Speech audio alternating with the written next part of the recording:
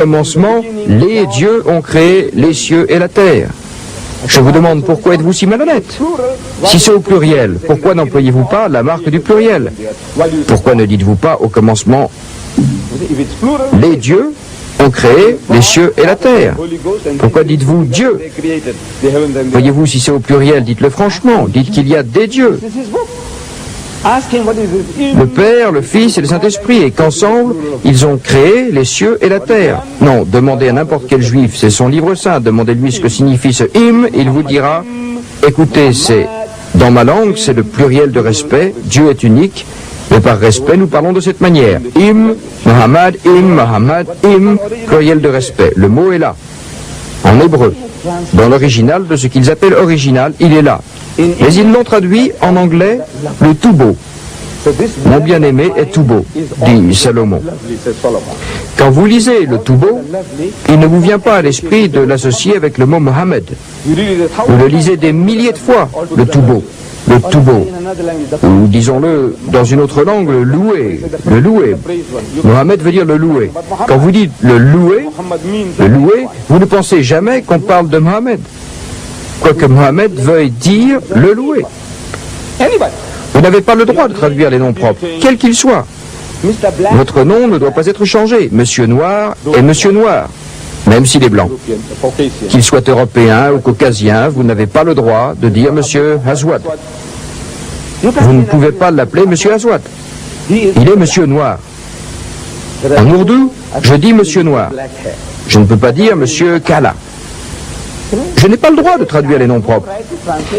Vous savez, à une certaine époque, le président de l'Afrique du Sud était Munir Swart. En afrikaans, Munir veut dire monsieur, et Swart, noir. Munir Swart signifie donc monsieur noir. Mais je dois conserver le mot Swart pour que vous sachiez qu'il est Afrikaner. Si je traduis par monsieur noir, vous pourrez penser qu'il est français. Si je le traduis par Kala, vous croirez que c'est un Pakistanais. Voyez-vous, si je le traduis en zoulou, Memza Miyama, ce qui veut dire noir, vous allez penser qu'il est zoulou. Le président d'Afrique du Sud. Vous n'avez pas le droit de traduire les noms propres. Mais ils l'ont fait. Mohammadin, ils l'ont traduit par le tout beau. Mais le mot Mohammed est là, en hébreu, dans les textes originaux. Ainsi, merci. Merci. Merci.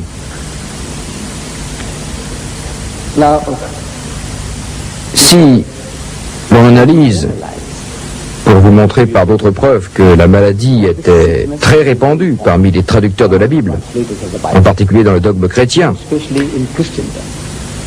voyez-vous, ils ont traduit des noms tels que Messiah,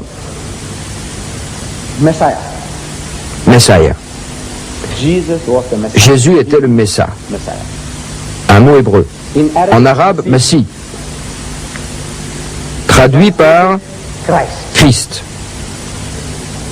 Comment cela se fait-il? Comment se fait-il qu'on l'appelle Christ? Voyez-vous, le mot hébreu, Messa ou Massi, veut dire oindre, frotter. Vous savez, quand nous, les musulmans, allons à la prière, nous faisons al-wudu. L'ablution. À part se laver les mains, se brosser les dents, se laver le visage, se laver les pieds, les bras, jusqu'au coude, on trempe les mains et se les frotte, comme ça. Tout musulman le fait, en particulier pour la prière 5 fois par jour. Chaque fois qu'il fait al-wudu, il se trempe les mains après avoir tout lavé et se les frotte. Comme ceci, comme cela et comme ça.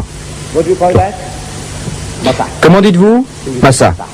Vous voyez, nous disons Massa. Massa vient du mot hébreu Massa. Massa, Massaha. En arabe et en hébreu veut dire frotter, masser, oindre. Et celui qui subit ce rituel, on l'appelle Massa, Massi, c'est-à-dire celui à qui on fait cela. Les prêtres et les rois étaient oints ou frottés, avec de l'huile sacrée ou de l'eau sacrée. Et on disait alors, vous êtes désormais notre prêtre ou notre imam, ou bien vous êtes désormais notre gouverneur. Vous saisissez, c'est comme la cérémonie du couronnement, vous avez la cérémonie de la toge, et maintenant vous avez le rituel de l'onction. C'est ça que ça veut dire, sacré par l'onction. Mais ça y est en grec, Traduit en grec, c'est Christos. Christos veut dire sacré par l'onction. Puis, on a supprimé le os. Christos est un peu trop long. Il ne reste plus que Christ. Christ veut dire sacré par l'onction. Celui qui a subi le rituel de l'onction. Les prêtres et les rois étaient sacrés par l'onction. C'est de là que vient le titre de Jésus, que la bénédiction et la paix soient sur lui. Son nom, je le répète, n'était pas Jésus. Son nom était Yeshua, Iso, Isa. Voilà son vrai nom. Lorsqu'il naquit, sa mère ne lui a pas donné le nom de Jésus, parce que le mot Jésus n'existait pas en hébreu. J, la lettre J, n'y était pas. Il est Isus, Iso, Isa, Yeshua. Traditionnellement Yeshua. Mais les Occidentaux avaient la mauvaise habitude, la manie d'ajouter Jez là où il n'y avait pas Jez. Ils étaient atteints de ce qu'on appelle la maladie du J. Ainsi, ils disaient Joseph au lieu de Youssef, Jacob au lieu de Yacoub. Johanna, ils l'appelaient Jean. Là où il n'y a pas un J, ils en ajoutent un. Ils latinisaient les mots, comme s'il s'agissait d'une langue occidentale. C'est une maladie qui frappe pratiquement tous les peuples, mais plus particulièrement les chrétiens. Ils rajoutent Jez. Au lieu de Yahuwah, les témoins de Jéhovah disent Yahuwah. Ils ajoutent un J là où il n'y en a pas. Partout. Ils font du jaywalking en religion. Dans mon pays, on vous fait payer une amende pour jaywalking. Jaywalking, signifie traverser la rue en dehors des passages pour piétons. Chez nous, il y a des passages pour piétons sur les grandes routes, et si vous traversez partout ailleurs, la police vous arrête et vous fait payer une amende pour jaywalking. Les chrétiens ont commis un jaywalking à propos des noms propres. Partout et sans exception.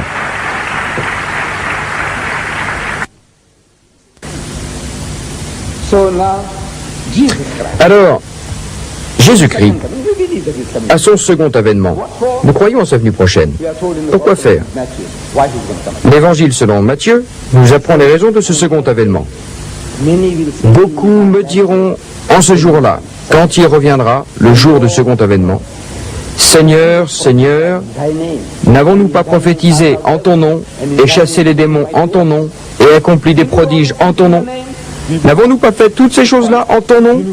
Nous avons construit des hôpitaux, des écoles, des universités, nous avons pris soin du pauvre. N'avons-nous pas fait tout cela en ton nom? Et nous avons chassé les démons, nous avons guéri les malades, les aveugles et les lépreux. Ne l'avons-nous pas fait en ton nom? Jésus dit, et pourtant, à ceux-là, ces hommes, ces gens qui disent, nous avons accompli toutes ces œuvres en ton nom. Seigneur, Seigneur, nous l'avons fait en ton nom. Jésus dit, à ceux-là, je confesserai alors, je ne vous ai jamais connu. Éloignez-vous de moi, vous qui avez agi au mépris de la justice. Déguerpissez et que je ne vous vois plus. Votre sac. Allez-vous-en, ordure, je ne vous ai jamais connu. Je demande aux chrétiens, pourquoi vous dira-t-il votre sac? C'est un mot de notre dialecte qui veut dire allez-vous-en. Pourquoi vous dira-t-il allez-vous-en hors de ma vue, alors que vous avez accompli toutes ces œuvres en son nom? Il ne dira pas aux hindous allez-vous-en votre sac, il ne dira pas aux musulmans allez-vous-en votre sac, il ne dira pas aux juifs allez-vous-en votre sac, mais il le dira aux chrétiens, à ceux qui disent Seigneur, Seigneur. Je voudrais savoir pourquoi.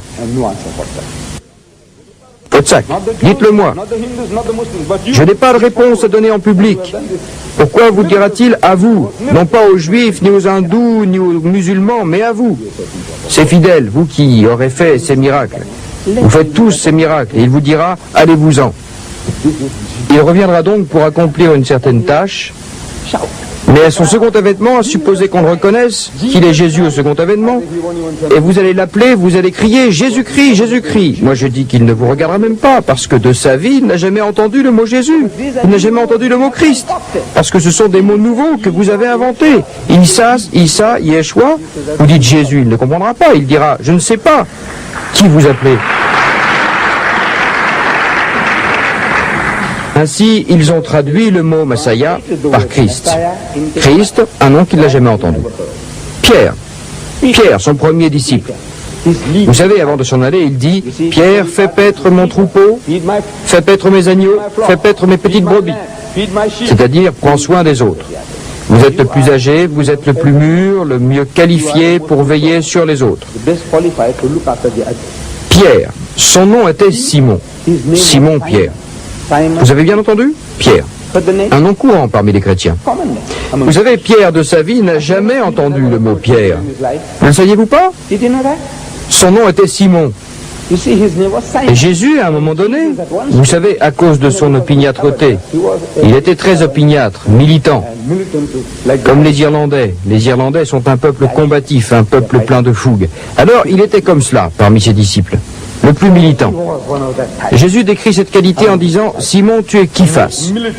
Et sur cette pierre, je bâtirai mon église. Képhas, Képhas, en hébreu, veut dire rocher. Tu es comme un rocher, tu es Képhas. Képhas veut dire rocher ou pierre. Les chrétiens l'ont traduit par Pétros. Pétros en grec signifie rocher ou pierre. D'où le nom de Pierre. Pierre n'a jamais entendu le mot Pierre. Croyez-moi, c'est comme cela. Je veux bien qu'on me dise, non, vous vous trompez, je veux bien qu'on me corrige. J'en instruis, venez discuter avec moi. Je dis, de sa vie, Pierre n'a jamais entendu le mot Pierre. Il était Simon Képhas. Vous avez traduit